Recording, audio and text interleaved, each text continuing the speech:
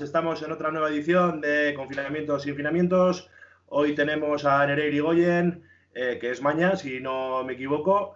Es viróloga ahora mismo en la Universidad de Cambridge, investigadora. Y por otro lado tenemos a un viejo conocido, Quique Royuela, también virólogo y editor de la revista Principia, que siempre os recomendamos que cada vez que viene por aquí, en la que también colaboramos Iván y yo. Y esa misma, número 1 además, creo que es. Y bueno, pues la primera pregunta es obligada. ¿Qué tal estáis? ¿Todo bien? ¿Todo en orden? Sí, todo bien. Sí, bien, expectante. A ver si me actualizo, porque en la última charla que tuvimos yo dije que no iba a leer nada de coronavirus y he sido fiel a mis palabras. Es que no he leído nada, o sea que...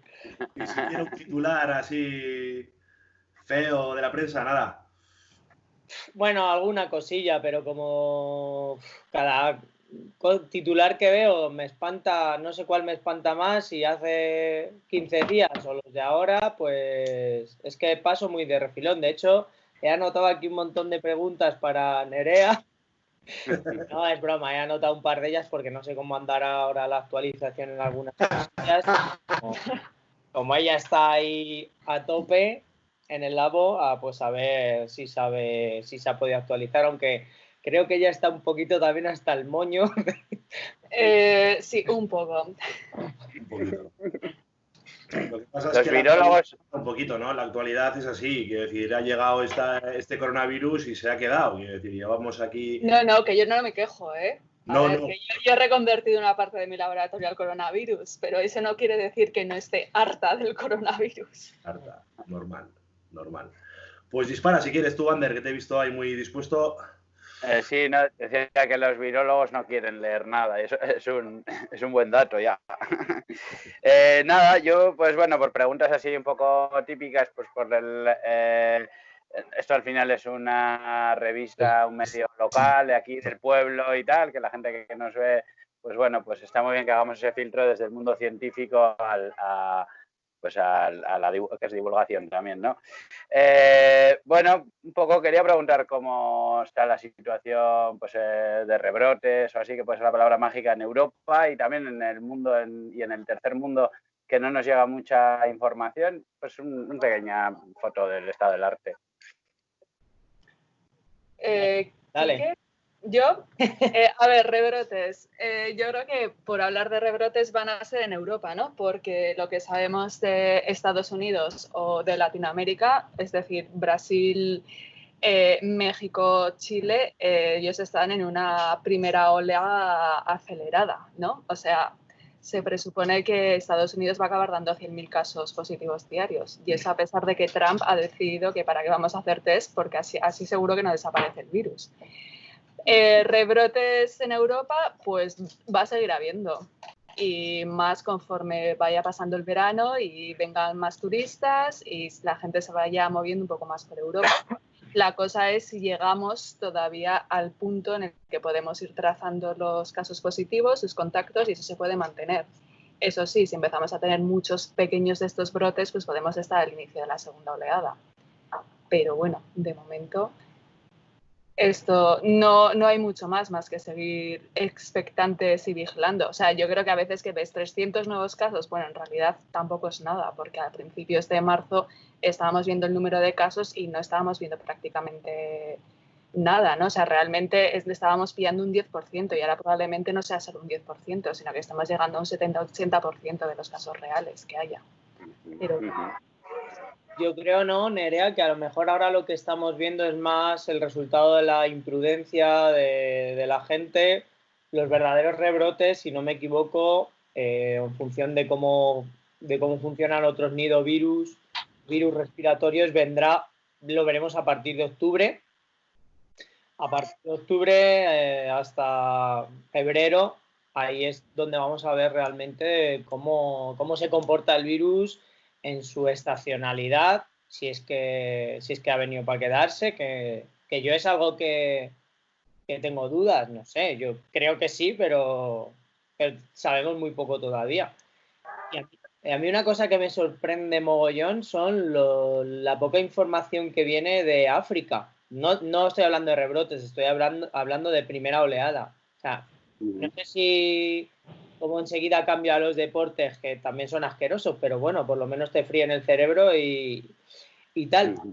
Pero me está llegando muy poca información de datos, de casos en África, y la verdad es que me preocupa bastante teniendo en cuenta que acaban de tener no hace mucho el segundo o tercer mayor brote de ébola en su historia.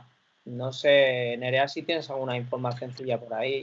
Yo creo que el problema de África es que en realidad cuántos test se están haciendo, ¿no? O sea, no es que haya pocos casos, sino que igual tampoco están haciendo muchos test. Donde sí parece que también la epidemia está acelerada es Sudáfrica, que quieras que no, de todo el continente africano es el país más avanzado, ¿no? Entonces sí puede ser igual un reflejo de lo que está sucediendo en el resto.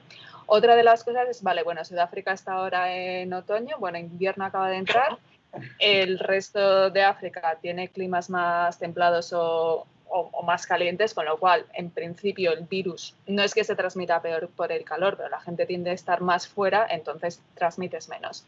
Y también la población es mucho más joven, entonces yo no sé realmente si en África están haciendo test a toda la población, asintomáticos o solo a la gente que va al hospital, que me imagino que será lo sumo la gente que vaya al hospital. Entonces, con una población mucho más joven, en principio los síntomas sí deberían ser más flojos, ¿no? Y que la gente no fuera o no requiriera hospitalización. Pues siempre se habla un poco del verano como la gran esperanza, ¿no? Para frenar todo esto, pero lo que tú dices tiene un componente más sociológico que de propio comportamiento del virus, ¿no? O sea, tiene más que ver con que la gente está más tiempo en la calle y el calor o el grado de humedad no tengan tanto que ver en la tasa de contagio. Hombre, a ver, al virus no le gusta tampoco que le esté dando los rayos del sol, porque al final tiene radiación ultravioleta que te acaba desintegrando el genoma, ¿no? Pero también un poco nosotros siempre en verano tendemos a estar mucho más en la calle. Entonces, claro, al final se ha visto que lo que es un factor de transmisión muy fuerte es estar en espacios cerrados poco ventilados, que es justo lo que no ocurre en España en verano, ¿no? Que al final está todo el mundo en la calle con todas las ventanas abiertas, con lo cual a nivel de transmisión debería ser más bajo. Pero yo creo que todos asumíamos que se iba a transmitir incluso mucho menos, y eso no ha sucedido así. Sí, porque ahora mismo en Australia debe haber también algún brote, también están ellos casi en su otoño, prácticamente invierno, y la verdad es que parece que no se ha comportado. No como esperábamos, de que Eso. bueno, esto iba a llegar a abril, mayo, iba a desaparecer y venga, todos salvados hasta otoño. Y yo creo que si nos descuidamos, igual no tenemos una súper segunda oleada, pero pueden pasar cosas. Hombre, yo creo que hay que tener muy en cuenta que estamos el virus ahora está en un periodo de adaptación en lo que es el proceso en sí mismo de la coevolución con su nuevo huésped. Los resultados son imprevisibles, entonces es verdad que, claro, siempre atendemos a lo que sabemos de otros virus, de otros coronavirus, de otros miembros de la familia Coronaviridae o incluso de otros nidovirus y demás, o del famoso SARS que ya le conocimos, y eso, claro, eso sí que te hace pensar, bueno, pues en cuanto a la estacionalidad. Pero es lo que dice Nerea, no es porque haga calor en sí mismo, sino o sea, hay un montón de temas que influyen en esa estacionalidad. No es simplemente la temperatura, que es lo que se piensa mucha gente. Influyen aspectos demográficos, sociales y, por supuesto, también inherentes al propio virus y a las propias células. Efectivamente, también hay cosas que le van mejor y cosas que le van peor en función de cada época. Al final forma parte de un proceso complejo de coevolución. Y de cada sociedad también, ¿no? Es un poco lo que decía Nerea, que no es lo mismo, o sea, el modo de vida que puede haber en los países del norte de Europa, por ejemplo, no tiene nada que ver con el nuestro. Entonces, a esos niveles igual sí que estarían acojonados, quiero decir, hablando en plata, en el norte, diciendo, joder, ya verás, cuando venga aquí, a lo mejor no es el caso, o sí. No sé. No, yo creo que es eso también, o sea, a nivel cultural dices distanciamiento social en países nórdicos, hombre, pero es que eso es lo normal, ¿no? O sea, no es que tengan, también, o sea, lo que son los países mediterráneos, que al final han sufrido mucho más, hay mucha interacción entre abuelos y niños, ¿no? Entonces estás a los personajes que son totalmente asintomáticos con sus abuelos, que van a ser los que más lo sufran. Y eso yo creo que por eso también ha sido tan fuerte los brotes en España o en Italia. O sea, porque realmente hay un componente cultural mucho más fuerte. La gente se da 2 besos, la gente se abraza y esto, bueno, pues en Reino Unido no le vas a dar a nadie 2 besos. Así de buenas a primeras. Y nunca vas a ver a los abuelos buscando a sus nietos en el colegio. Entonces, claro, yo creo que eso hay que tenerlo en cuenta también. Y aquí recibimos mucha más movilidad también en esta época también, porque el otro día veía el mapa de Europa de aviones y era terrible, claro, estaba todo el espacio aéreo lleno de aviones a la vez. Otra pregunta que tenía yo es sobre los confinamientos selectivos. Sí, son efectivos realmente. Confinar un pueblo, confinar una comarca, o ahora que estamos entrando, parece que en esta fase, a nivel virológico, ¿cómo veis esto? Hombre, el confinamiento al final es una mecánica que impide la transmisión del virus. Entonces, que sea selectivo yo creo que atiende a necesidades específicas. Yo sí lo veo bien, obviamente, pero, o sea, funciona, eso está clarísimo. Y no sé si te refieres más a quizás a una cuestión política, ¿no? Que sea... Claro, hombre, a ver, todo depende de cómo esa población se esté comportando.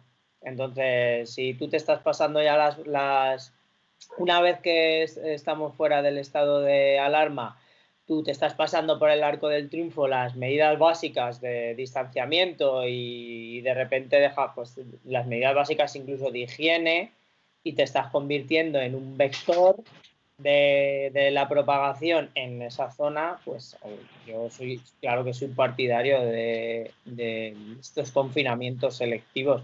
Creo que son eficientes y atienden a necesidades específicas. Ojalá que simplemente con ese tipo de confinamiento selectivo no tengamos que llegar de nuevo a un confinamiento general y a la toma de otras medidas un poco más drásticas. Mi opinión. Sí, yo también opino un poco lo mismo. Al final un confinamiento es lo más fácil para evitar la transmisión, ¿no? O sea, es pararla de manera radical, con lo cual, en cierta manera, o sea, cuando hay estos pequeños brotes, pues igual es mejor cerrar un pueblo, cerrar una ciudad, una comarca y evitar que se vaya expandiendo hasta que lo tengas controlado. Lo que ocurre también es que el confinamiento es un poco matar moscas a cañonazos. Como no tengo muy claro cómo encapsular, vamos a decir, un brote, pues confino ya sea de forma selectiva o ya sea de forma global, como se hizo en España, ¿no? Pero claro, parece que con el confinamiento ocurre un poco como ocurre con las mascarillas, que ha habido un debate sobre si merecían la pena, no merecían la pena, son obligatorias, son recomendadas, y parece también que en ese sentido la política también entra un poco en lo social también, ¿no? No vamos a crear mucha alarma. Por ejemplo, en Euskadi pues acabamos de pasar las elecciones autonómicas y parece pues como que hay cierta sensación de que, bueno, si se puede ir a votar, pues hay cierta normalidad, ¿no? Habrá que ver ahora en este futuro próximo cómo van las cosas. Pero sí que parece que la elección que se ha hecho sobre mascarilla no obligatoria desde el principio, ahora sí que parece que ha sido un error, ¿no? Y parece que ha sido un poco una motivación quizá política, sobre todo por no incidir en lo económico, ¿no? A ver, bueno, yo ahí sí que tengo una opinión muy clara. O sea, lo del confinamiento es una herramienta que funciona, que es muy eficiente a cortísimo plazo, es muy rápida. Entonces, o sea, no sé si es matar moscas a cañonazos. Obviamente, lo suyo sería que hubiese un tratamiento eficiente, un antiviral cojonudo, una vacuna, ¿no? Pero cuando no tienes eso y tienes el sistema de salud pública colapsado, es que prácticamente no te queda otro remedio, es decir, confinamiento. Y yo creo que lo de las mascarillas, el problema ha sido que desde un inicio mucha gente las utilizó y esto provocaba que pacientes que en ese momento las necesitaban, pues bien pacientes oncológicos, inmunocomprometidos, gente que las necesitaba no tenía acceso a ellas. Por eso creo que no se estableció una recomendación general de uso. Obviamente, conforme vas teniendo más información y vas viendo la necesidad, se van cambiando las directrices. A mí me fastidia un poco eso de, no, es que desde el principio se tenía que haber dicho, o desde el principio teníamos que habernos ido a la cuarentena. Pues yo creo que si hubiésemos empezado antes la cuarentena, esto había acabado como Puerto Urraco. Todo el mundo a tiros por la calle deseando salir. Y lo de la mascarilla igual, si desde el principio tú la recomiendas y no hay una provisión de mascarillas que permita a la gente que lo necesitaba en aquel momento utilizarlas, pues va a pasar lo que ha pasado ahora, que es lo normal. Pues mira, no se recomienda ahora sí. ¿Que pueda parecer un choteo? Pues puede parecerlo. ¿Que haya habido problemas de comunicación? Seguramente, pero que es que los mensajes cambian conforme evoluciona la pandemia, conforme vas teniendo más información. ¿Hasta dónde ha afectado, hasta dónde la política ha estado por encima de las decisiones sanitarias? No tengo ni idea, sinceramente. Yo estoy dando mi opinión como lo hubiese hecho yo, ¿no? Desde mi punto de vista muy poco político y bastante más de salud pública. Pero no sé, Nerea, ¿qué nos puede...? Sí, o sea, yo opino un poco como Quique. O sea, lo de las mascarillas yo creo que no se obligaron en un primer momento, pero porque no había. O sea, y entonces, ¿qué dices? ¿Cómo vas a obligar a la gente a llevar mascarillas cuando es imposible? O sea, si es que los precios se estaban poniendo por las nubes. O sea, las pocas que había o que llegaban a la farmacia estaban poniéndose, si normalmente te cuesta que como 70 céntimos, estaban llegando de proveedor a 6 euros. O sea, dices, o sea, es que no empieza a no tener sentido porque es que había desabastecimiento total. Entonces, bueno, pues ahora ha habido más aprovisionamiento, pues ya se pueden poner a precios de coste normales, pues entonces ya sí las puedes hacer obligatorias, ¿no? Y luego, pues lo de nivel político, pues yo creo que sí hay cosas que sí, o sea, desde mi opinión personal, que igual se podrían haber pospuesto. Dices, elecciones ahora, pues no sé si sería lo mejor hacer o no. Y yo creo que la gente por sí misma, pues eso, ha subido muchísimo el voto por correo, pero yo creo que también un poco por el miedo a ir, ¿no? Y lo de haberlo confinado antes, pues sí, probablemente si en lugar de que España hubiera estado en estado de alarma, hubiera entrado una semana anteriormente, pues como los números, los casos son exponenciales, pues hubiera habido, pues que 10 veces menos de casos. Pero un poco eso, ¿no? O sea, tú vas a cerrar fronteras a 47 millones de personas con 200 casos de un virus, hombre. Pues yo creo que si ya han saltado todos, pues ahí como te hubiera saltado todos los grupos políticos al gobierno de cómo vas a cerrar esto y vas a destruir la economía. Y yo creo, o sea, es muy triste porque ha habido, o sea, España como país ha sufrido mucho el nivel de muertos, de casos, pero yo creo que ahora la gente está mucho más concienciada que si no hubiera pasado esto, porque si no hubiera sido, bueno, vale, hemos cerrado, ya está, lo hemos superado y bien. ¿Y qué está pasando? Que estos países que han tenido una primera ola más o menos flojilla, están teniendo ahora la segunda ola y está siendo mucho más fuerte que la primera. Y yo creo que al final te tienes que pegar la gran torta, ¿no? La gran hostia a nivel sanitario para descubrir que es que esto va en serio. Es que a nivel de lo que solíamos hablar, a nivel político que hemos hablado, llevamos con esta historia en marzo, yo creo que decidimos hacerlo, y sí que acabamos preguntando un poco a todo el mundo cuál era su sensación con respecto a al papel de la oposición en España, porque nosotros veíamos noticias de diferentes partes del mundo en las que poco a poco pues iban arrimando el hombro todos y veíamos que en España era totalmente contrario. Entonces era como un poco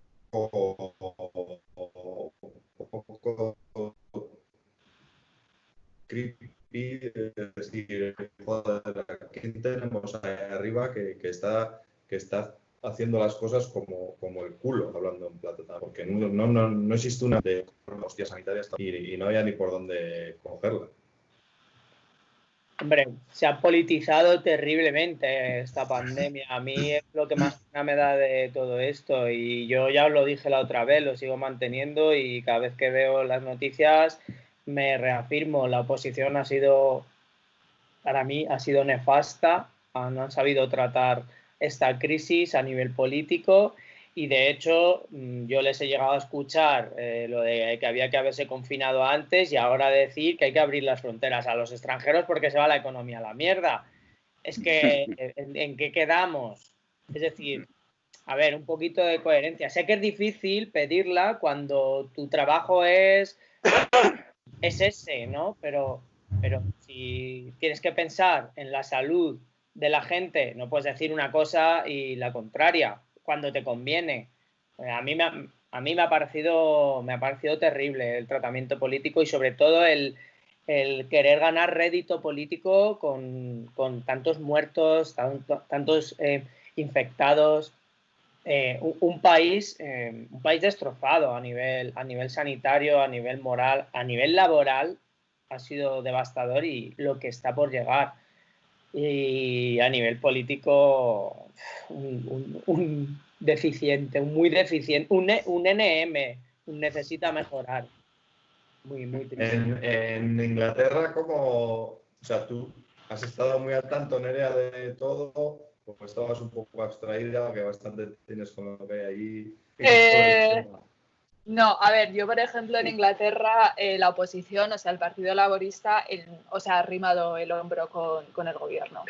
Y creo que el gobierno británico es para criticar bastante desde el principio con esos cambios de ahora vamos a inmunidad de grupo, ahora no, ahora sí, las mascarillas no son obligatorias, con lo cual yo voy con mi mascarilla por la calle y la gente se me aparta y me miran raro.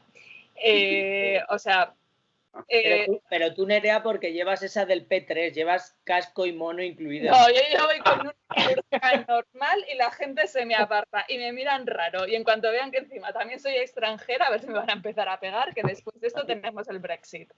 Que tenemos un Reino Unido en el 2020 de lujo también. Perdona. Pero bueno, no, o sea, yo creo que, por ejemplo, el Partido Laborista dijo que ellos ya pedirían explicaciones cuando todo esto pasase. Efectivamente. Que no es el momento, o sea, porque todos los gobiernos, o sea, no creo, habrá muy pocos gobiernos que puedas decir que lo han hecho bien.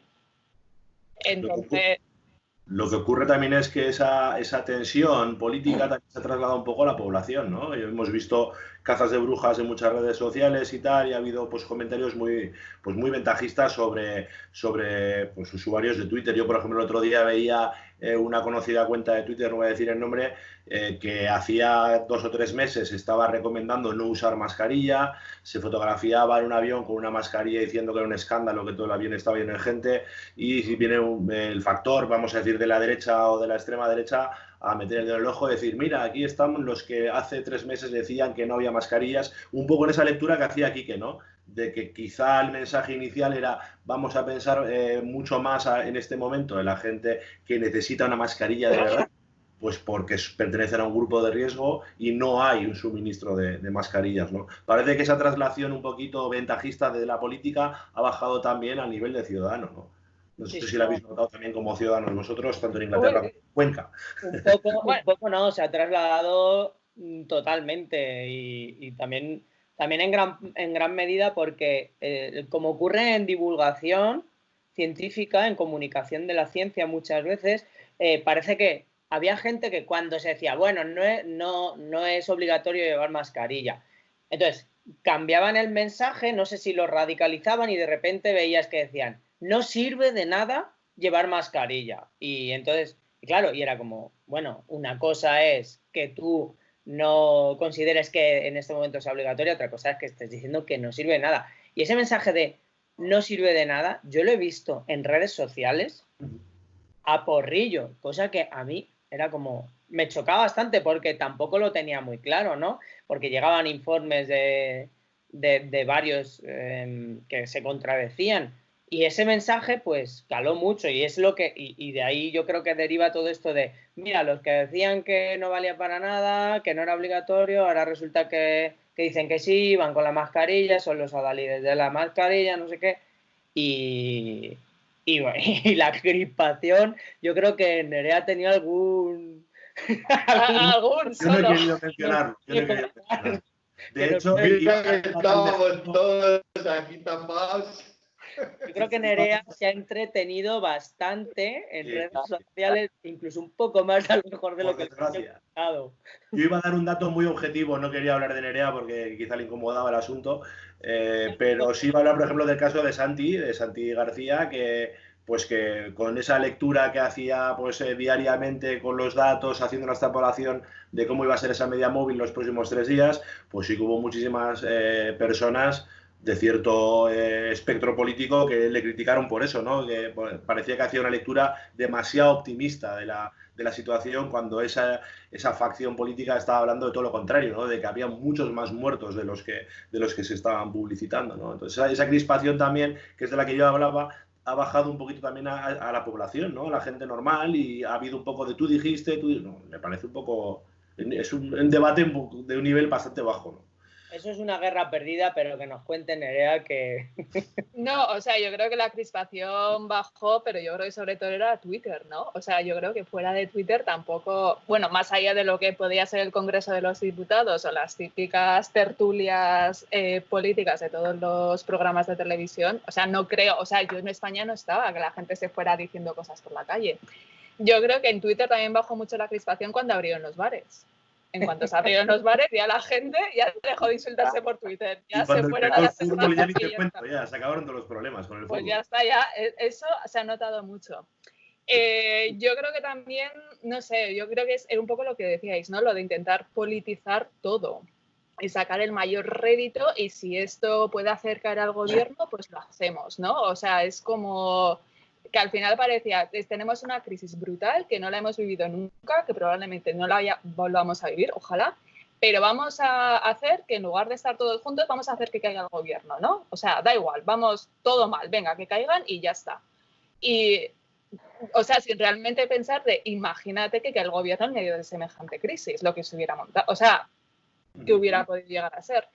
Entonces, sí, o sea, pues yo creo que al final todos hemos vivido un poco esa crispación, ¿no? O sea, yo en mi caso fue poner un tuit que a mí no me pareció ni especialmente ni político ni nada, y de repente tuve unos mensajes maravillosos de la extrema derecha, que poco más había asesinado yo a todos. Sí es verdad que no sé si tuvo un poco que ver o tuvo que ver como signo de protesta o porque también sufrieron cierto acoso. Hubo muchísimas mujeres divulgadoras que acabaron poniéndose el candado en Twitter, que para quien no esté viendo y no sepa lo que es que cuando te pones un candado solo puedes intercambiar mensajes con gente a la que sigues y que te sigue. Y yo vi muchos casos, a raíz del caso de Nerea, vi más casos de mujeres divulgadoras que aparecieron con su candadito y me pareció curioso. No sé si tuvo que ver o no, pero Hombre, yo creo que, o sea, esa facción política, esa parte considera también a las mujeres como el elemento más débil, ¿no? Entonces, probablemente si yo hubiera sido un hombre, para empezar, el susodicho no se hubiera metido conmigo tanto, o hubiera sido una forma mucho más light. Y yo creo, a ver, a mí los mensajes que me llegaban eran de hombres, no me llegaba ninguna mujer diciéndome esto, o sea, eran todos hombres de un nivel de agresividad bastante fuerte. Con lo cual yo creo que al final intentan tomar ventaja del que consideran que es el género más débil. Y no es casualidad, además, es que no, al igual que la selección natural o la deriva genética tiene ese componente de azar, esto no lo es, está todo muy dirigido y resultó lamentable, pero afortunadamente Twitter tiene una cosa maravillosa, que es cuando la gente te está insultando y tal, es que con no mirarlo es suficiente. Entonces, pero el bloqueo, silenciar a la peña, es que no tienes por qué aguantar a la gente eso de, pero bueno, es que cada uno puede expresar su opinión. Pues no, pues yo estoy harto de que la gente exprese su opinión. Y si la quiere expresar, que la exprese, pero a mí no me cuentes tu vida. ¿Por qué tengo yo que estar aguantando tus imbecilidades? Siempre mi equipo, Quique siempre mi equipo. Es que ¿sabes qué pasa? Que al final le damos mucha importancia a lo que le dicen a uno, dice de uno en redes sociales, y como que eso forma parte del universo global en el que vivimos, y eso es una ínfima parte que con cerrarlo, bloquear, silenciar, se termina, ahí se termina la discusión. Y siempre pues da la casualidad que pues esos ataques vienen de los mismos sitios y con ciertas intenciones, porque cuando alguien como Nerea, o por ejemplo, la pongo a ella como ejemplo porque ella es una profesional de la virología, cuando ella se expresa, está informando. Y entonces está muy bien que todo el mundo tenga su opinión, pero a mí tu opinión de policía, de panadero o de oficinista me parece que no está al mismo nivel que la información que está dando una profesional de ese campo de trabajo, porque esa es otra. que aquí todo el mundo viene a decirte qué es la epidemiología, qué son los virus y qué tal, porque son libres de dar su opinión, pero no les digas tú cómo tienen que hacer su trabajo, de profesores, de lo que sea. No, perdona. Yo me meto en tu terreno, porque esto es ahora la moda, pero tú en el mío, tú a mí no me vas a decir cómo tengo que hacer. Y es flipante. Yo por eso he cortado mogollón de conversaciones de ese palo. De no, es que Fernando Simón es una marioneta y dice lo que le... Pues vale, pues para ti la perra gorda, es que no me importa lo que digas. ¿Que no te parece un epidemiólogo brillante? ¿Lo conoces? Pues entonces te callas. Es que Sí que por... Me ha pasado... Perdona, Eneco, el otro día me puse en el principio del nombre, durante la semana del mes del orgullo, me lo quité ayer, yo creo, la banderita de LGTBI. Y me llegaban mensajes privados diciéndome, pues, ¿qué hago con esa bandera? Pues yo pensaba que te estaban pidiendo rollo. No. Eso me pasó otra vez, eso me pasó en Instagram. No, pero eso es bueno, eso es bueno. No, pero que es verdad que sí que te llegan mensajes que yo, por ejemplo, he establecido el criterio de responder en una respuesta, le digo lo que creo y le pongo un saludo. Y si me vuelve a esto, ya paso de él. O le silencio, o le bloqueo, o lo que sea. Porque si no entras en una espiral que lo único que haces es generarte mal rollo a ti mismo, que es innecesario. Sí. Sí que es lo que iba a decir yo, que hablando la semana pasada con Javi Armentia, salió también el tema, evidentemente estuvimos hablando más de LGTB que de otra cosa, sí que nos comentaba que por lo menos la ultraderecha en España no es como la ultraderecha de Trump en Estados Unidos. Quiero decir, por lo menos tienen la decencia, vamos a decir, de no negar que la mascarilla es eficiente o que la distancia social sea eficiente, aunque luego ellos no hayan actuado con ese discurso, porque se les ha visto en más de una ocasión sin mascarillas y no respetando la distancia social, ¿no? Pero en ese sentido sí que hemos tenido quizá hasta un poquito de suerte. Llevan pues una mascarilla verde con una bandera y bueno, pues parece que por lo menos no entramos en esa fase de negación de gente como Trump, como Bolsonaro, etcétera, que Bolsonaro ya no sé cuántas veces ha dado positivo, no sé, debe tener récord mundial, pero sigue negando también el virus, ¿no? 3, creo, sí. O sea, es como ni tan mal. Hoy le ha denunciado, he leído que ha recibido una denuncia de la prensa brasileña porque sabiendo que estaba contagiado se ha quitado la mascarilla para hablar a los medios o no sé qué ha hecho. Entonces ya directamente la Asociación de Prensa Brasileña la ha denunciado ante los tribunales porque ha dicho, tío, ya basta, o sea, no seas torpe de la hostia.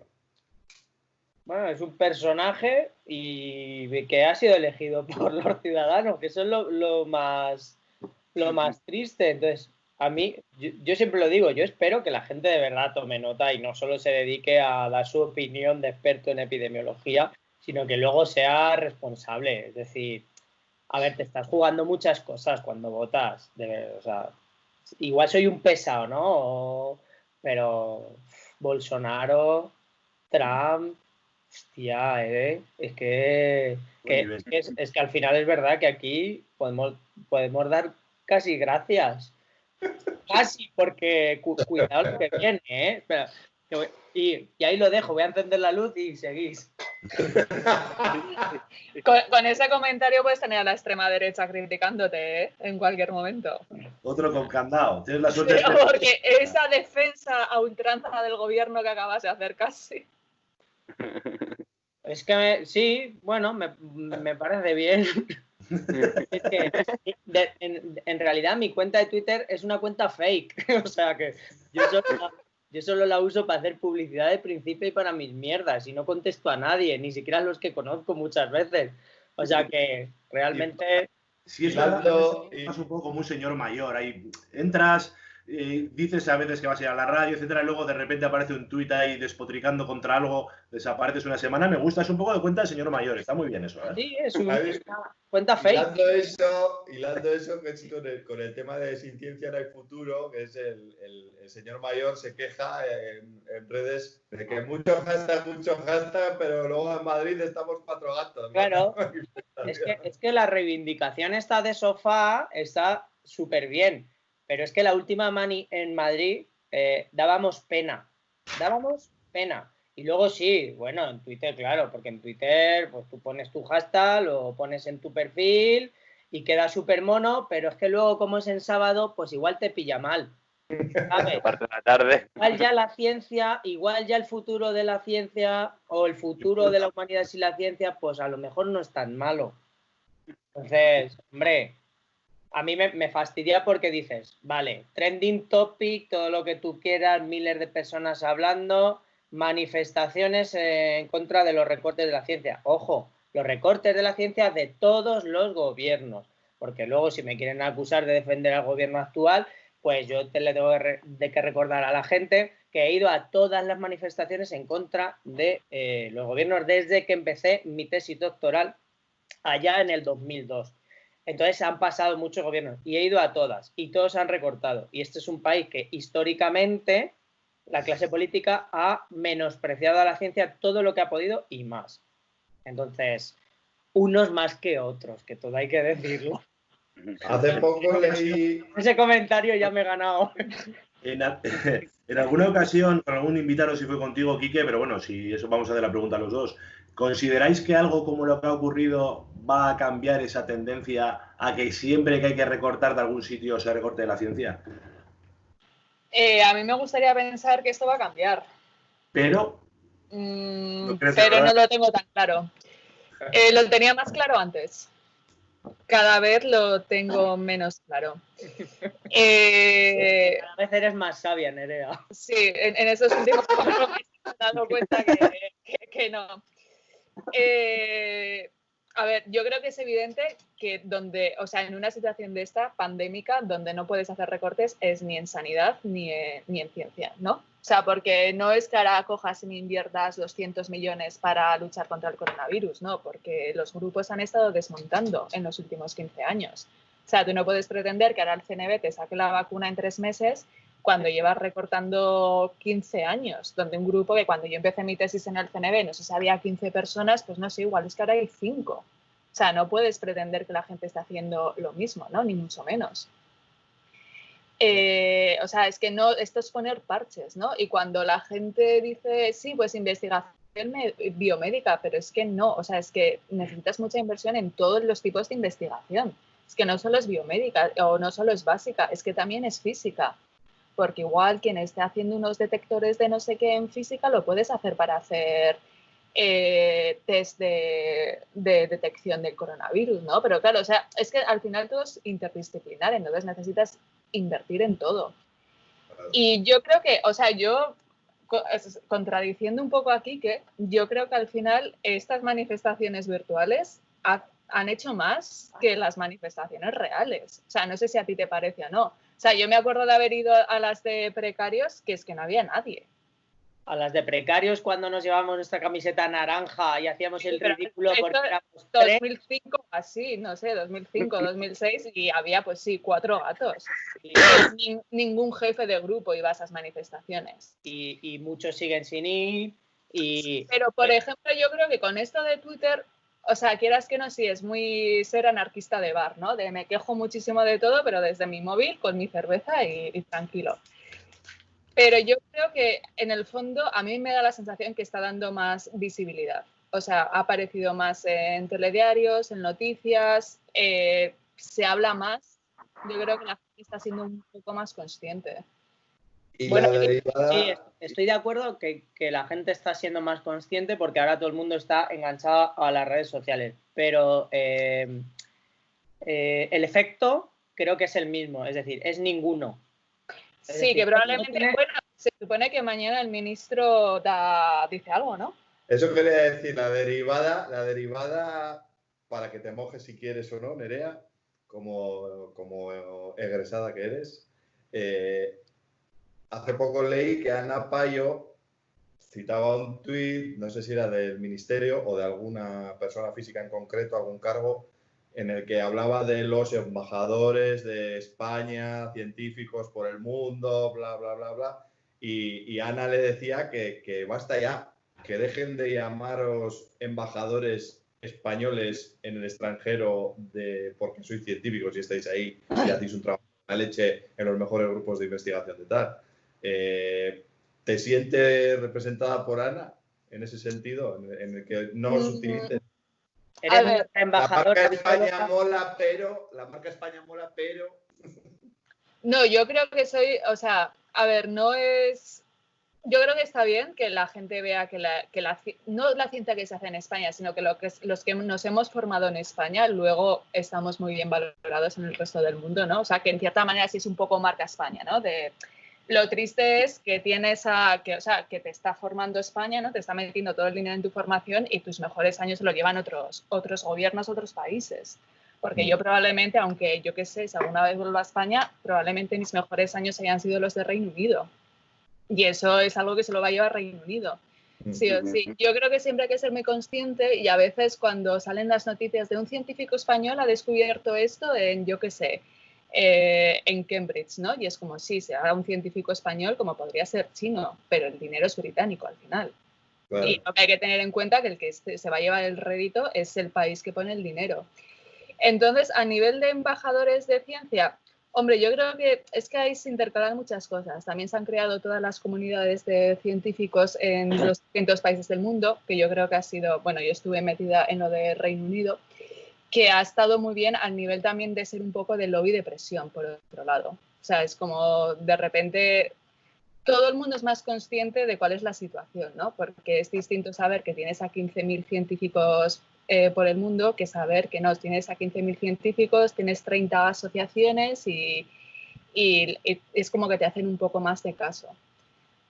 Pero yo creo que, no sé, que es un poco, o sea, la situación es triste. O sea, yo creo que yo me fui de España porque quise. O sea, yo no voy a decir no, yo soy un cerebro emigrado. No, yo me fui porque quise. Vale, también ayudó que el Reino Unido me dio una beca de 4 años asociada a 250.000 libras. Eso nada más terminar mi tesis en España, o sea, no te lo dan ni siendo profesor de investigación. Entonces, o sea, me fui porque quise. O sea, que bueno, igual porque quisiste. Hombre, si no, no lo hubiera pedido, ¿no? Que si te hubieran ahorrado 250.000 eurazos ahí en tu proyecto en España, igual... Estamos hablando de libras, querido Quique. Ya, bueno, 300.000 eurazos. No, a ver, o sea, yo tenía claro que yo me quería ir, por lo menos unos años, ¿no? O sea, porque ya había estado de estancias ya antes en Cambridge, había estado en Trieste y no sé, o sea, me gustaba el poder conocer otros laboratorios, cómo se trabajaba, otras técnicas, interacción. O sea, en el fondo me parece que eso es algo que hay que hacer. Y más algo en ciencia, porque si no, al final acabas haciendo siempre lo mismo, rodeado de las mismas personas. Pero yo sí creo que el fallo es que yo llevo ya 10 años fuera y que digas intentar volverte y que te dé terror. ¿No? Que dices, ¿verte a dónde? ¿Suficiente o cuándo creo que ya me he realizado suficiente científicamente para decidir que me voy a volver sabiendo que voy a perder? No, yo creo que a veces es un poco la crisis de ¿presento esto sí o no? No vaya a ser que me lo den y encima lo rechace y ya nunca más me pueda volver, ¿no? Es como, no quiero estar en esa tesitura. O sea, yo creo que la gran tristeza es que hay muchísima gente muy buena que lleva muchos años fuera que no le importaría volver. Porque yo creo que al final el patriotismo es ese, o sea, nada de llevar banderitas allá por todo, sino el decir, bueno, yo quiero retornar al país que me ha formado todo lo que he aprendido fuera, ¿no? Y generar, pues, riqueza en el sentido de innovación, desarrollo. Y a mí me parece que eso es lo que España está haciendo muy mal, que es incapaz de atraer no solo al talento nacional, ¿no?, sino al talento internacional. Y yo creo que, o sea, yo esto lo llevaba diciendo mucho desde lo del Brexit. O sea, España es un sitio donde cualquier extranjero científico, guiri, lo que quieras, le encantaría vivir. O sea, si tú les dices que tienes unos mega institutos de investigación en Barcelona, se te van todos ahí. O sea, ¿qué más les gustaría? Claro, lo que ocurre es que por lo menos nosotros que acabamos de pasar una campaña electoral o sea, en Euskadi, ha ocurrido también en España también ese mensaje que se ha retorcido muchísimo, que es el de atraer talento. como si no hubiera suficiente, ¿no? O sea, hay que atraer talento, ¿no? A nivel español se hablaba, por ejemplo, de que, bueno, ahora que el teletrabajo se está empezando a poner más de moda porque es inevitable, pues cualquiera de cualquier sitio de Europa podría venir a trabajar a Cádiz con la playa al lado, etcétera, ¿no? Un lugar paradisíaco, ¿no? Y en Euskadi también se hablaba, por ejemplo, de atraer talento como si no hubiera talento suficiente en Euskadi. El problema ya no es tanto que no exista talento, sino que el talento existe, pero no puede desarrollarse, ¿no? No puede florecer. Muchas veces, en tu caso, quizá fue una elección, pero hay muchísima gente, por ejemplo, como Ana Payo, que nos comentaba hace unas semanas, que prácticamente fue una necesidad. Quiero decir, o sea, llevaba muchísimo tiempo trabajando en España y no podía desarrollar con un sueldo digno, vamos a decir, su labor, ¿no? No, yo de eso estoy totalmente de acuerdo. O sea, yo soy la primera que dice, no me volvería en cualquier condición, ni mucho menos. O sea, dices, sabiendo que igual, o sea, si a mí me dices, lo que tengo yo ahora, me lo das mañana en Madrid y me cojo el primer vuelo y me vuelvo. Pero yo no pienso volverme perdiéndolo casi todo. O sea, y dices, bueno, pues sigues aguantando fuera, sigues aguantando y no sabes. Igual llega un momento de un punto de no retorno. Yeah. ¿No? Bueno, os presento a Canadá, que quiere también participar, que está muy Sí, yo lo que hice, Nerea, que era una broma, Nerea, que sí, que hay gente que os vais porque queréis y porque lo valéis, por supuesto. A mí, por ejemplo, me pasó que no me pude ir porque no me dejaron. Entonces yo tuve la oportunidad de ir al NIH y bueno, pues acababa de llegar al laboratorio donde estaba de postdoc y bueno, pues mi jefe me dijo, hombre, para que le vayas a montar el laboratorio a esta tía, primero móntamelo a mí y luego ya veremos. Entonces, bueno, pues al final yo dejé antes la investigación antes de poder irme fuera. Lo de si es necesario salir o no, creo que yo no lo he hecho, pero creo que es una experiencia enriquecedora. No creo que sea necesario, como dice, no, es que si no te vas fuera, no creo que sea absolutamente necesario, porque luego encima, cuando vas a presentarte a una plaza en los tribunales de tesis, te pueden llegar a criticar las dos cosas. Es que no has salido fuera, o luego te dicen, es que sí, tienes 150 artículos, pero es que no te has ido fuera. Entonces, claro, es que si me voy fuera no tengo 150 artículos. Entonces, ¿qué estás buscando? O sea, no puedes criticar una cosa y la otra a la vez, en el mismo tribunal de tesis a la misma persona. Entonces, yo creo que eso de salir fuera está súper bien, sobre todo para el que lo haga porque quiere. El problema viene cuando no tienes otra salida, porque efectivamente afuera te ofrecen condiciones de trabajo que aquí no encuentras. Ya no digo que sean mejores, es que digo que a veces son las únicas, solo las encuentras afuera. Cuando decía Neko lo de, bueno, es que buscar talento afuera como si aquí no lo hubiera. Yo creo que eso pasa en todas partes, es decir, que se valora siempre lo de fuera más que lo propio. En España, o sea, yo creo que ya no hace falta demostrarlo más. Estamos muy bien formados y además hemos hecho ciencia buena con 4 duros. No se nos puede pedir más.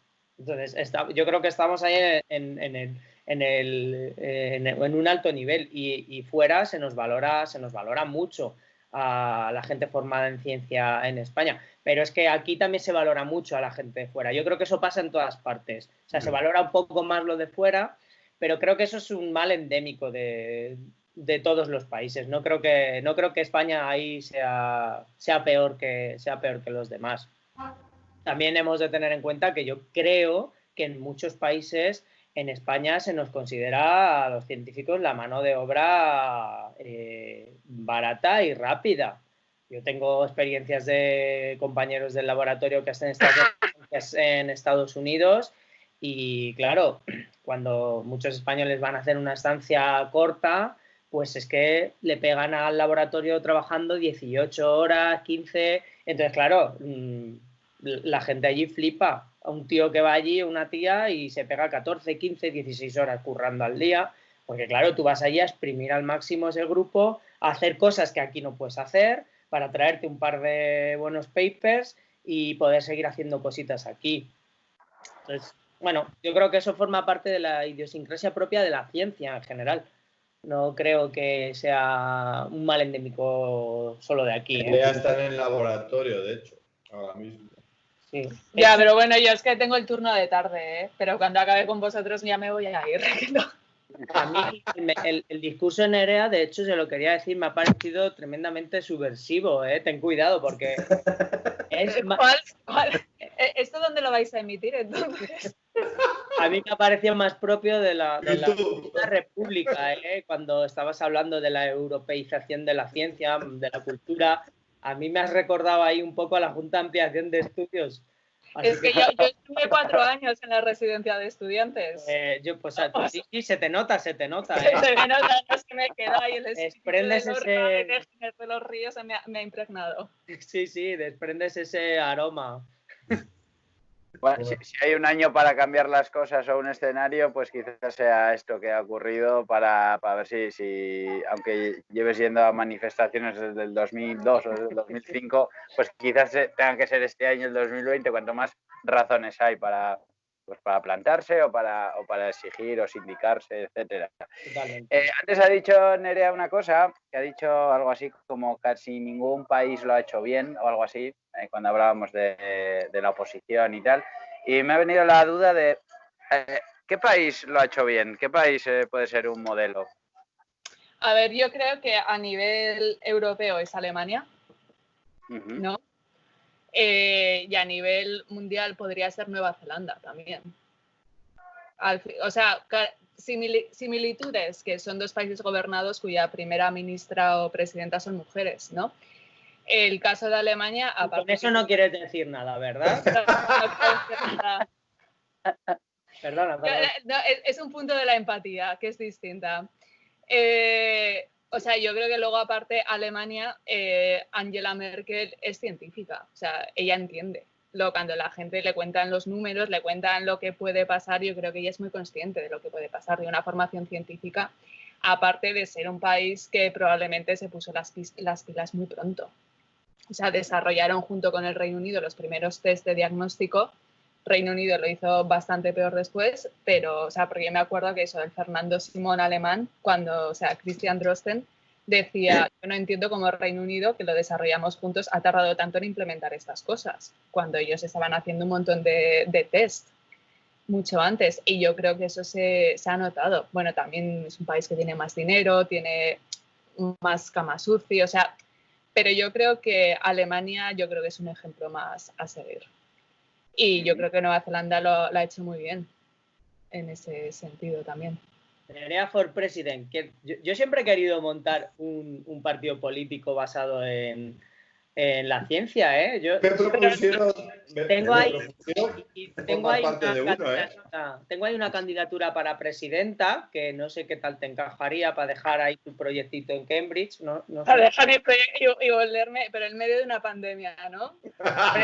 Qué mejor momento que pirarte ahora. Creo que vas a necesitar a ti no te llegó reservados, ¿eh? ¿El qué? Que le decía a Quique que creo que va a necesitar 250.000 libras de los fondos reservados. No, eso fue hace casi 10 por años, dinero. esto va subiendo, ¿eh? Es más, vale, perdón. Será por dinero, no te preocupes, que si como me dijeron a mí el otro día, si la idea es buena, el dinero se consigue. Esto que es 2 metros de ave, ¿no? Una cosa así será. ¿El qué, Nerea? O sea, que ¿cuánto cuesta cada kilómetro de ave? Si esos son casi millones, ¿no? Pues con 2 metros de ave que acabas financiando la ciencia en España. Creía que decías que acababas financiando mi partido político. El ave a la Meca, De todas formas, por una pregunta ya por volver un poco al inicio, que pues bueno, yo he discutido ya con todo el mundo de todo, de mascarillas, no mascarillas, geles, no geles, etcétera. Pero sí hay una cosa que me sorprende un poquito en la prensa últimamente, cuando se habla de los rebrotes, no solo en España, sino en el resto del mundo, se habla en varios titulares del nuevo coronavirus. Hay una cosa que no sé si la queda a la gente muy clara. ¿Realmente existen más cepas o tiene un comportamiento diferente ahora que el que tenía, por ejemplo, en enero? Ya sabemos que todo lo que venga de China quizá no es muy fiable, no ha sido fiable los datos que nos dieron de muertos, infectados, etcétera. No sé si es fiable en algo más, pero ¿realmente hay más, ha habido cepas que se han comportado de formas diferentes o estamos hablando desde el día 1 del mismo virus con el mismo comportamiento? No sé si es muy difícil o muy fácil la pregunta, no lo sé. Yo creo que ahora se ha puesto de moda una nueva mutación que tiene la proteína S, ¿no? Que es la que interacciona con el receptor, que es la mutación que ha cambiado un ácido aspartico en el 614 por una glicina. Y que hay gente, o sea, que ahora es la cepa dominante, ¿vale? O sea, la que surgió en China fue una, luego mutó y como de ahí ha surgido, o sea, debió mutar en Europa. Y luego ahí, como desde Europa se ha vuelto a transmitir otra vez por todo el resto del mundo, pues ahora es la cepa prevalente. Ahí es un poco contradictorio. Hay informes que dicen que sí, que es una cepa que se transmite mucho mejor, que no quiere decir que sea más patogénica ni que produzca más enfermedad, sino que es más transmisible.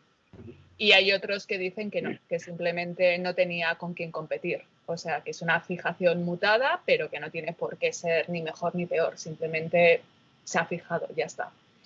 Entonces yo creo que esto es una cosa que todavía habrá que ver, ¿no? Un poco. Si tiene algún cambio real o no. Bueno, Sí. también luego estaban... perdón, Quique. No.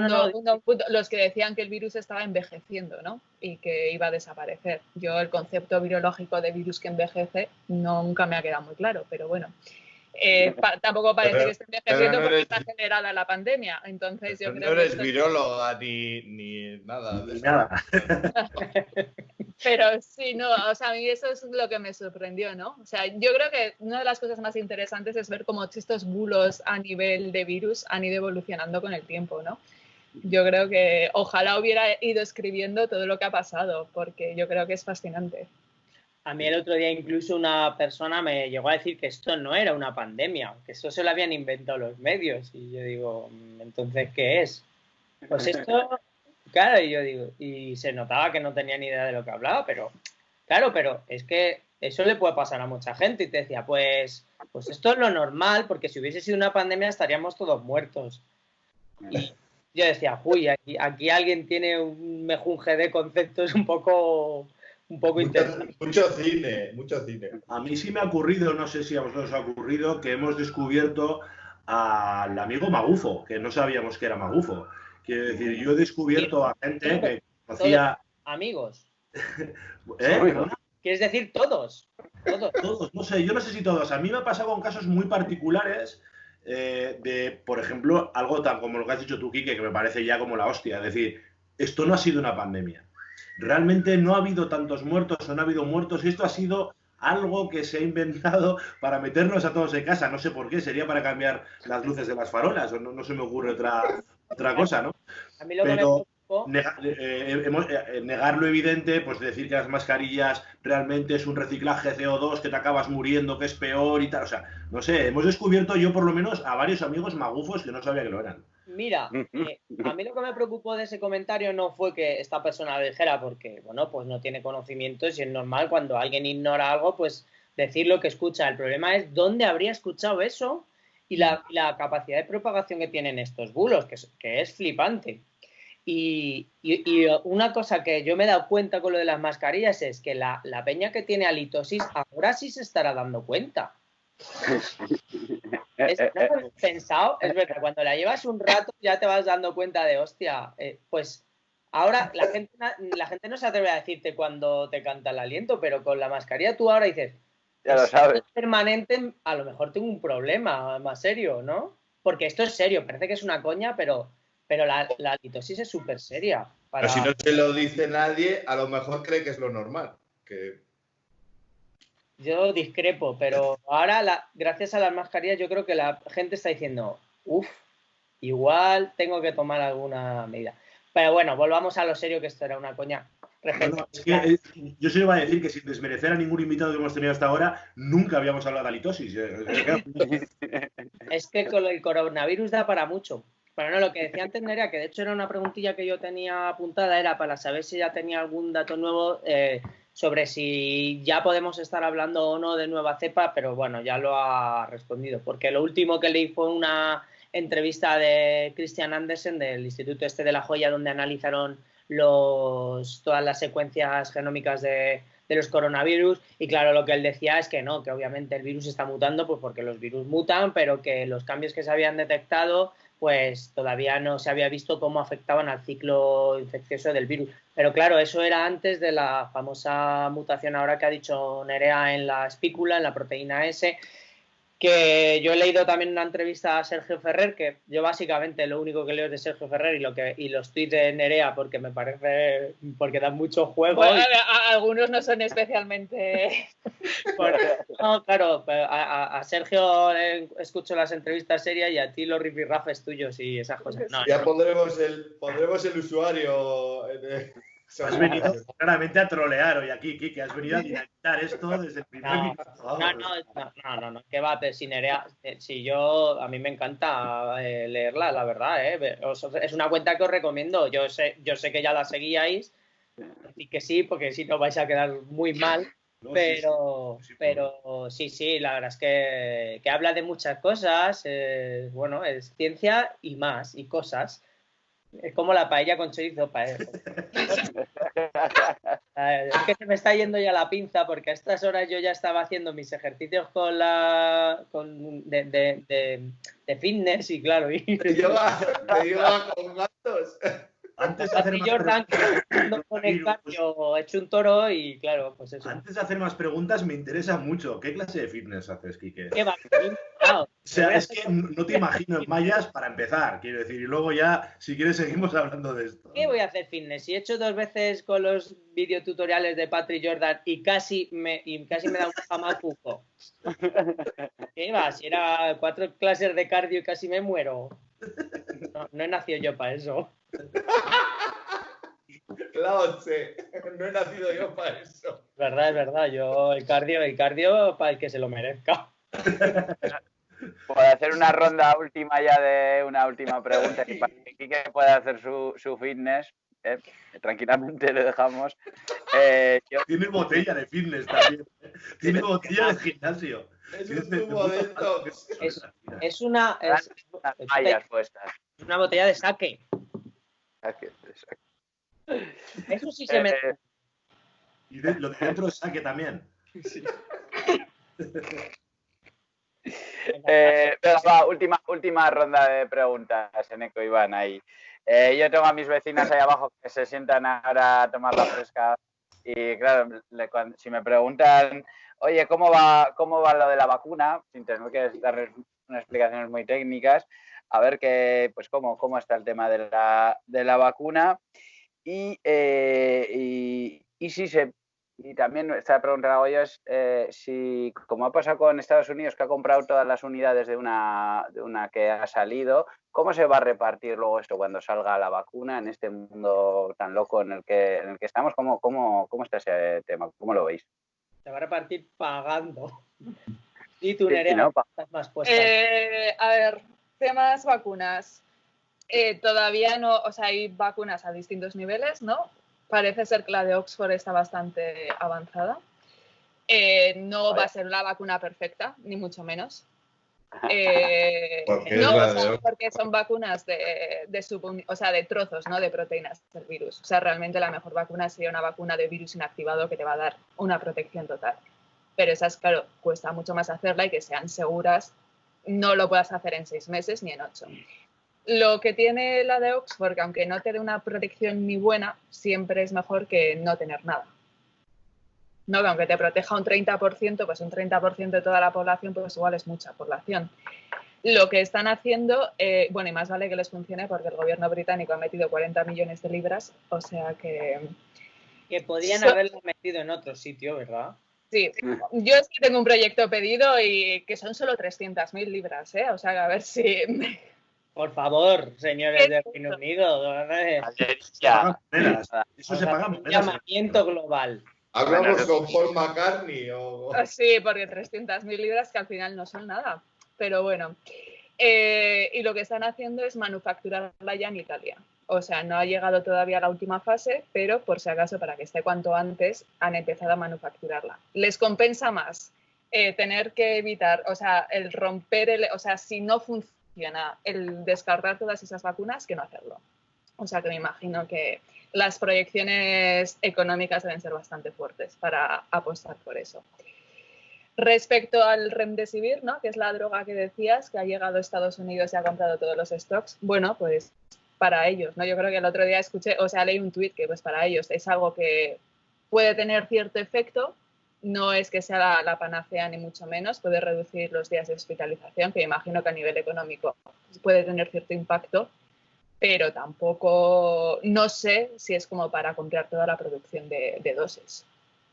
A mí eso me ha dejado flipado, llegar a un acuerdo con Gilead para que toda la producción vaya a un único país, y independientemente luego de la efectividad, que sí que se ha visto. Mira, eso es, antes de hablar con vosotros, he estado leyendo un poco el estudio que se había hecho en Estados Unidos, Europa y tal, y con la efectividad que sí que reducía la mortalidad en un, no sé si era, en diferentes tipos de pacientes, hasta en un 30% de algunos tipos de pacientes, y los datos eran muy dispares entre lo que se había visto en Estados Unidos y lo que se había visto en Europa, que aceleraba la curación y pues lo que decía Nerea, que los días de hospitalización son menos y eso, el impacto económico pues puede ser importante, pero me flipa que eso Gilead llegue a un acuerdo con un país para decirle, cuando en realidad ese estudio encima se ha financiado con dinero público de un montón de países. Me flipa, ¿sabes? Sí, yo creo que tampoco hay que olvidar que Gilead también es la farmacéutica del Sofosbuvir, que era el fármaco de la hepatitis C, y cuáles eran los precios que estaban vendiendo. Que encima ellos compraron algo que ya estaba, o sea, ellos no invirtieron ningún duro ni en desarrollo ni en investigación, porque ellos compraron la patente. Sí. Con lo cual, hay que ver que a veces la parte oscura de las farmacéuticas, que al final son empresas que viven de la salud de las personas, ¿no? O de su enfermedad. Entonces, yo espero que hay una vacuna efectiva o hay algún fármaco antiviral efectivo que no ocurra eso. Pero yo creo que estamos viendo un poco lo que está pasando, ¿no? O sea, Sanofi también, como productora de vacuna, Estados Unidos ha invertido mucha pasta y ellos les han dado prioridad a Estados Unidos. Y al ser una farmacéutica francesa, pues Francia puso el grito en el cielo de cómo que les vais a dar la mayor producción a Estados Unidos y no a Francia. Entonces yo creo que la Unión Europea sí se ha intentado blindar un poco en ese sentido y está ya negociando para que no ocurra un desabastecimiento en lo que es la Unión Europea. Lo cual es muy triste porque al final los países del sudeste asiático, de África, Latinoamérica, que son países en principio pobres, ¿qué acceso van a tener? Ninguno. ¿O qué están pasando? O por ejemplo Brasil, ¿no? Pues Brasil probablemente vaya a tener más acceso a las vacunas, pero porque también está permitiendo que muchos ensayos clínicos, por ejemplo el de Oxford, se realicen en Brasil. Claro. Entonces, estamos ya en unos juegos un poco oscuros también de diplomacias científicas, ¿no? En ese sentido. De que si tienes pasta lo vas a poder llevar bien, pero como seas un país pobre y no puedas competir a esos niveles, pues ahí te quedarás sin nada. Eso es lo que ha pasado siempre. No sé si tienes alguna información tú, Nerea, porque el otro día me comentaron que en España se está desarrollando una vacuna que había pasado ya a la fase en primates. Sí, ¿no? Una del CNV, pero que no podían pagar los primates.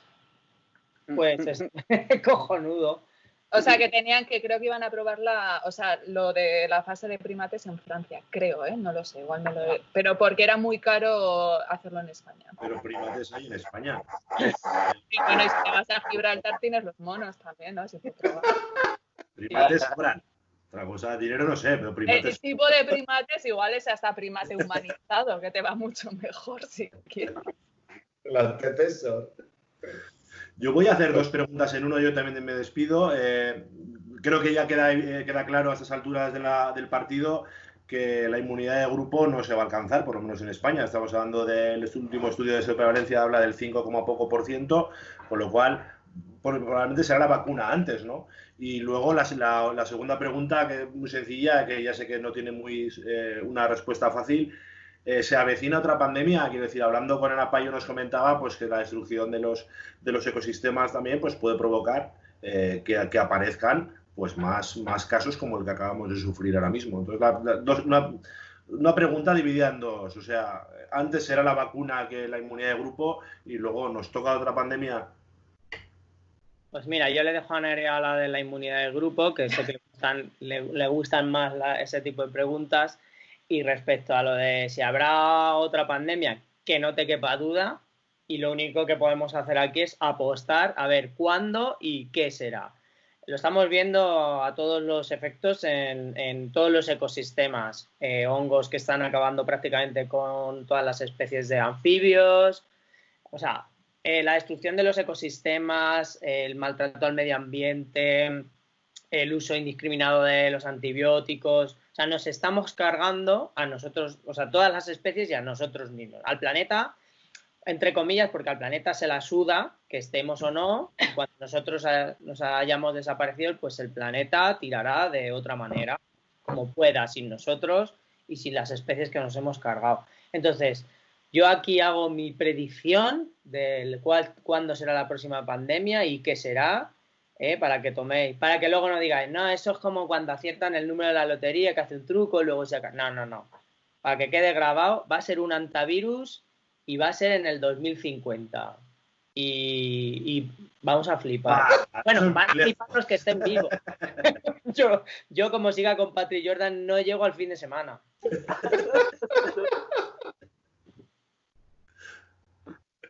Sí, 30 años, en 30 años un antivirus nos va a hacer polvo. Así que Nerea, vete mirando lo de trabajar en antivirus. No, yo con lo mío, Yo quiero que sea un arbovirus, de los que se transmiten por mosquitos. Un arbo es un gran candidato también. Sí, yo creo. Bueno, en realidad el mayor candidato va a ser gripe, ¿no? Porque sí o sí, yo creo que antes nos llegará una pandemia de gripe. Pero yo creo que cosas que hay que tener en cuenta, aparte de los antivirus, yo creo que un arbovirus, un dengue bien establecido en el sur de Europa, yo creo que están bastante más próximo de lo que pensamos. Un buen arbovirus, no des idea, pero un buen arbovirus soluciona muchas cosas. Estáis ayudando. Como el que habla de comida, dice una tortilla ya me comía yo, pues habláis igual. Un dengue ya nos merecemos, ¿no? O sea, ¿qué cojones? No, eso es experta Nerea en arbovirus. Yo no he trabajado en arbovirus, pero sí que, bueno, cuando yo hice la tesis, pues ahí estaba, en el CNM estaba el laboratorio de Antonio Tenorio, bueno, ahora está Maripaz Sánchez Seco, que creo que es la responsable del laboratorio de Arbo, y son virus muy, muy interesantes a muchos niveles. Y el uso de vectores es que es maravilloso, es que a mí me fascina. Y es que me hice virólogo por los virus, suena a redundancia, pero es así. Es que me parecen fascinantes cómo utilizan todos los recursos de la naturaleza a su alcance. Menos de lo que deberían, quizás. Bueno, todo llegará. Bueno, hago yo la última pregunta. Bueno, a lo de la seroprevalencia, no sé si quieres que te contestemos. Bueno, en una línea, si quieres, adelante. Sí, o sea, pues si con todos los casos que ha habido, los muertos que ha habido, el colapso sanitario, al final hay un 5,4 con presencia de anticuerpos, que luego parece ser que también la presencia de... O sea, otros tipos de inmunidad, ¿no? Más de linfocitos citotóxicos, así que no sean solo anticuerpos. Ha llegado a esto, pues me imagino que yo creo que no nos compensa, ¿no? Llegar al 70, al 80% que necesitamos. Lo sentimos, Boris Johnson. Yo creo que el Reino Unido juega un poco, a una pseudoinmunidad de grupo y le va a regular. Sí, regulinchi. Sí. De mitad de tabla para abajo. Sí, no, le va a regular. Bueno, lo que decía, la última pregunta que se la hago directamente a Nerea, porque me da igual la opinión de Quique. Porque seguramente ¿te has pasado bien? No la sepa responder. No, hombre, ya ha estado muy bien. No, ha estado muy bien, A ver luego cuáles son las consecuencias, que me he venido arriba y luego... Tenemos visualizaciones. ¿El qué? Tenemos siempre la culpa a Quique de cualquier represalia, ¿de acuerdo? Vale, a cualquier cosa le echan la culpa, ¿no? Mi cuenta de Twitter dice, lo dijo este señor mayor de esta cuenta. Está jodido lo del señor mayor y me encanta además que te haya jodido. Mi cuenta real es una cuenta fake, así que puedes derivar todas las consultas ahí, que como no voy a responder ninguna, así tú vas echando balones fuera. Nerea, estás invitada aquí, que ya está invitado también, pero si vienes algún día por aquí, por Bilbao, Balmaseda, que es el pueblo aquí de donde somos, pues estás más que invitada. si avisas con tiempo hasta podemos organizar alguna charla de divulgación, comida y pues eso. Oye, Muchas gracias pues por muchas atendernos. gracias. Sí, es que a mí Bilbao me encanta. En realidad, yo 50% soy vizcaína al final. Aunque ¿De dónde? Sí. ¿De no, dónde? porque mis dos abuelos, uno era de... ¿cómo se dice? Bueno, eran los dos de Bilbao. De Gran Bilbao. Nada, No, de Gran Bilbao no, pero ¿dónde está Guernica? ¿Cuál es la...? Guernica en la G. No, ya. Ay, por Dios. Urdaibai. No. ¿Cómo se llama la comarca? No, tampoco es Duranguesado. Bueno, no sé, ya me saldrá. Rivendell. ¿Qué es Rivendell? Que no, no me hagáis caso a estas horas, no es mi hora la hora. Que no, que lo que tenéis que hacer es llevar a Nerea que de verdad que dé una charla sobre arbovirus porque os van a flipar, porque además tienen, serios, os va a molar mucho. Unas jornadas virológicas acompañadas de unas jornadas gastronómicas es una idea que yo dejo ahí por si queréis hacer, nos invitáis a los virólogos a dar una charla y a comer y... Gastronomía. Exacto. Lo veo.